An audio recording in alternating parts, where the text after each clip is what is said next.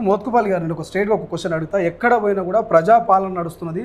గత ముఖ్యమంత్రి ఏ మంత్రిని ఏ ఎమ్మెల్యేని ఏ సామాన్యుని కలవలేదు, మా ముఖ్యమంత్రి సామాన్యుల నుంచి మంత్రుల వరకు ఎమ్మెల్యే వరకు ఎప్పుడైనా కలుస్తున్నాడు అంటున్నారు.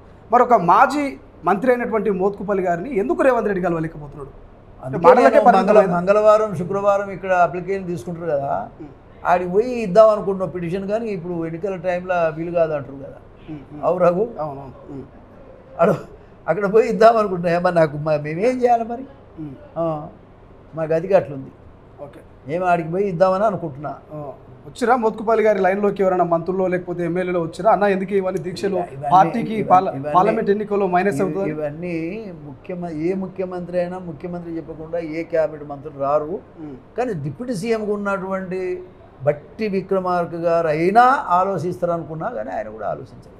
ఓకే, కానీ ఏదేమైనా కూడా పార్టీ ఇంపార్టెంట్, పార్టీ గెలుపు ఇంపార్టెంట్, పార్టీలో సభ్యత్వం ఉంది, పార్టీ సీనియర్ నాయకులు మీరు. సో పార్లమెంట్ ఎన్నికల్లో మీ దీక్ష అనేది కొంత మైనస్ అయ్యే, డ్యామేజ్ అయ్యే అవకాశం లేదా?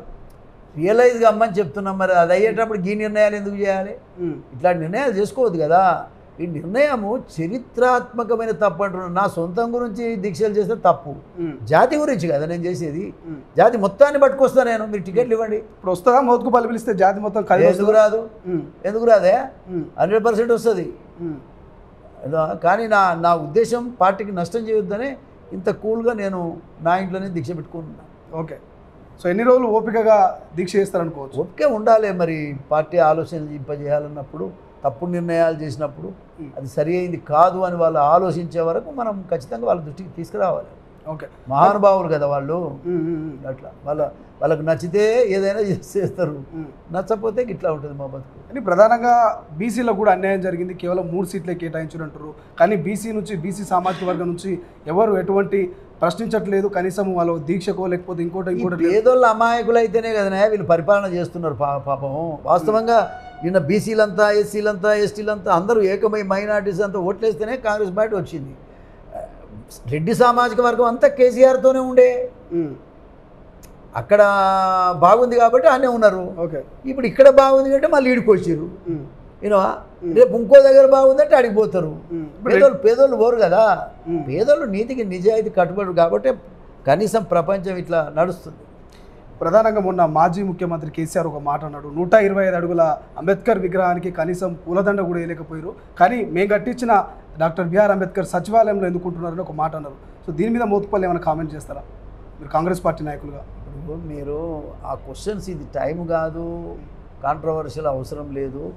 అంబేద్కర్ ఎవడు దండేసినా ఎవడు దండేయకపోయినా అంబేద్కర్ యొక్క గౌరవాన్ని ఎవరు తీసేయలేరు. ఆయన ఆకాశం అంత ఎత్తులో ఉన్నాడు. ఆయనకి ఎవరేం చేస్తారు? వీళ్ళు ఎవరు దండేయకపోయినా అయ్యేదేం లేదు, ఎవరు దండేసినా అయ్యేదేం లేదు. రెస్పెక్ట్ చేస్తే వాళ్ళకే గౌరవం. అంబేద్కర్కి అయితే పోయేదేం లేదు కదా. సాయంత్రం తర్వాత దీక్ష కంటిన్యూ అవుతుందా లేకపోతే ఎట్లా? ఇవాళ అయితే ఒకరోజు దీక్షే, తర్వాత ఏం చేయాలనేది ఆలోచిస్తాం. ఓకే, భవిష్యత్ కార్యాచరణ మీతో పాటు మోత్కుపల్లితో పాటు కాంగ్రెస్ పార్టీలో ప్రధానంగా మాదిగ నాయకులు ఇంకెవరైనా వెనుకున్నారా వెనకాల? అంతా లేరా? అలాంటి వచ్చిన వాళ్ళంతా మాదిగోలే. అది కూడా చెప్తున్నాను నీకు. వచ్చినంతా మాదిగోలే. మరి ఎంతమంది రమ్మంటే చెప్పు, పెడతాం అలా. అది కూడా చూడు. నేను మాస్ లీడర్ని. మోత్కుపల్లి అంటేనే మాస్, అది గుర్తుపెట్టుకోవాలి. నేనేమి అంత తక్కువేం లేను. కాకపోతే ఏంటంటే అవసరం లేనప్పుడు మనం లేనిపోందేందుకు, అవసరం లేదు కదా, పార్టీ కదా, పార్టీ కొరకు మనం పనిచేసినట్టు ఉండాలి కదా అనేది నా ఉద్దేశం. సార్, ఫైనల్గా మాదిగ బిడ్డలకు కావచ్చు, మీ పార్టీ నాయకులకు కావచ్చు, ముఖ్యమంత్రి గారికి తొలివేలు వేదికగా మీరు ఏం చెప్పాలనుకుంటూ చెప్పచ్చు? ఎవరికి? మాదిగ బిడ్డలకు కావచ్చు, ముఖ్యమంత్రి. మాదిగ బిడ్డలకంతా మన రిజర్వేషన్ తీసేస్తున్నారు. ఇది మంచి పద్ధతి కాదు. ఇలా ఇది తీసేస్తారు, రేపు ఎమ్మెల్యే టికెట్లు కూడా ఇవ్వకపోతే కూడా మనం చేయగలిగింది ఏం లేదు. కాబట్టి రిజర్వేషన్ల నుంచే మాదిగలను రాజ్యాధికారం ఏదైతే పార్లమెంట్ ఉందో పార్లమెంట్లోకి పోకుండా రేపు ఏబిసిడి విషయంలో పార్లమెంట్లో మన సభ్యుడు ఉంటే మాట్లాడతాడు కాబట్టి అవకాశం లేకుండా చేసే కుట్ర జరుగుతూ ఉంది. దీన్ని ఎదుర్కోవాలి. మాదిగలంతా ఏకం కావాలి. దీన్ని ఎదుర్కొనేందుకు ప్రయత్నం చేయాలి. సరే, ఫైనల్గా నామినేషన్ల స్వీకరణ మొదలైంది. అలా బిజీగా ఉన్నారు ముఖ్యమంత్రి కావచ్చు, మంత్రులు కావచ్చు, ఎంపీ అభ్యర్థులు. ఈ బిజీ లైఫ్లో మోత్కుపల్లి దీక్ష మీద దృష్టి పెడతారా? మోత్కుపల్లి దీక్షకు స్పందిస్తారా? ఇక అది వాళ్ళ ఇష్టం. నేనేం చేయగలదు దానికి? ఏమున్నది? బిజీ ఏమున్నది? ఎవడు బిజీ? తింటలేరా, తాగుతలేరా, ఉండలేరా? ఏమున్నది అలా బిజీ? సామాజిక పరమైన ఇంత పెద్ద తప్పు చేసి తప్పును చేసి సరి చేసుకోకుండా మేము పోతామంటే అది మూర్ఖత్వం. అది ఆ మూర్ఖత్వానికి మేము ఏం చేయగలుగుతాం చెప్పు? టైం నిర్ణయం చేస్తుంది, ప్రజలు నిర్ణయం చేస్తారు. అట్లా నకిలీ తొలి వెలుగు చక్కర్లో పడొద్దు, అసలైన తొలి వెలుగును ఫాలో అవ్వండి.